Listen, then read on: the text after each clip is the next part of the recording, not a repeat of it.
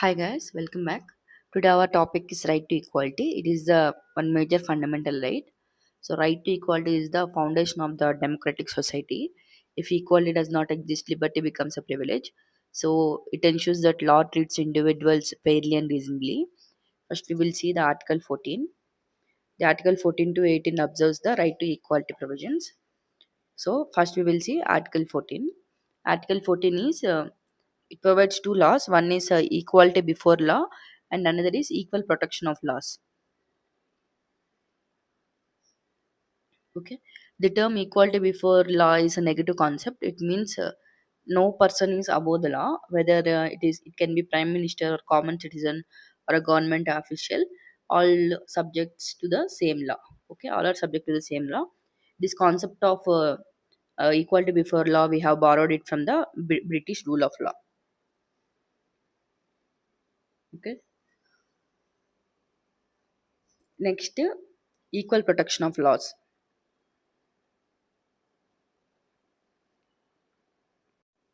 Next, we will see the equal protection of laws. This is a positive concept. It means people in similar conditions should be treated equally, but different groups can be treated differently if there is a reasonable classification. So, if we see the reasonable classification, the Article 14 does not mean a absolute equality. The state can classify people into two conditions. One is intelligible differentia, and second is rational nexus with objective. We will see one by one what is intelligible differential and rational access with objective. Here the intelligible differentia means there must be a clear and understandable distinction between those who included in the group, those who excluded from the group. This classification cannot be arbitrary, artificial, or vague. So examples for this is providing scholarships only to the economically weaker sections. The differential here is economic status, which will be on a very clear basis. Next, rational nexus with objective. The differentia must have a reasonable connection with the objective of the law. Okay, it should be related to the law. I mean, you can say like this person is poor based on the, let's say, like income certificate, caste certificate, like that. Okay, it must be logically help achieve the purpose of the legislature. Example for the reasonable nexus with objective is the objective is to promote education among poor students, then classifying based on the income has a rational nexus. Okay. So, what this Article 14 prohibits is the class legislation and arbitrary state action, but it allows the reasonable classification. Here, the important case is the state of West Bengal versus Anwar Ali Sarkar. The Supreme Court emphasized that the classification must not be arbitrary. Later, Article 14 evolved to include the protection against arbitrariness itself. Okay. So Article 14 is not absolute equality. The reasonable classification is allowed. Okay, it prevents arbitrariness, and equality is a dynamic concept.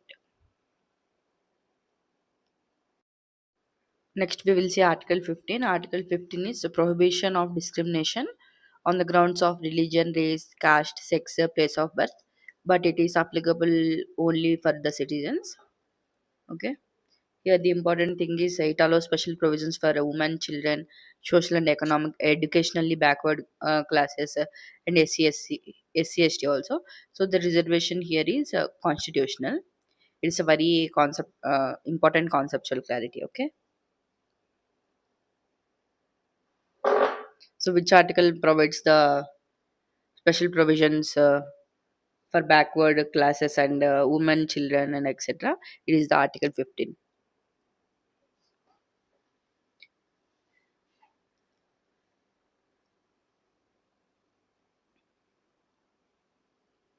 So the reservation is constitutional. Next, Article 16. It is equality in the public employment. It ensures the equal opportunity in government jobs, but it also allows reservation for backward classes also. Here, equality does not mean identical treatment, it means the fair opportunity.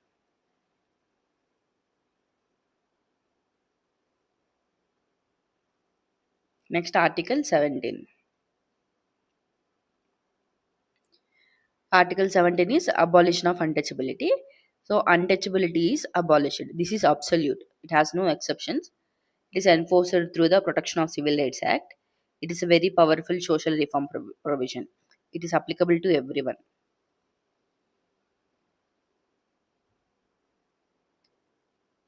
If anyone violates this, there will be no exceptions. It is a very punishable offense. Next, Article 18, Abolition of Titles. The state cannot confer titles like Raja, Nawab, Sir, etc. So there is a few exceptions like military and academic titles are allowed, like academic titles like doctor, and the military titles like lieutenant, captain, major, colonel. These are allowed, and the important clarification here is Bharat Ratna, Padma Bhushan, Padma Vibhushan, Padma Shri. These are not considered as titles. Okay.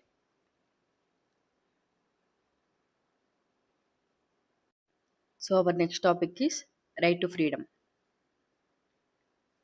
If you haven't subscribed yet, please subscribe. It will help me a lot. Thank you so much for watching.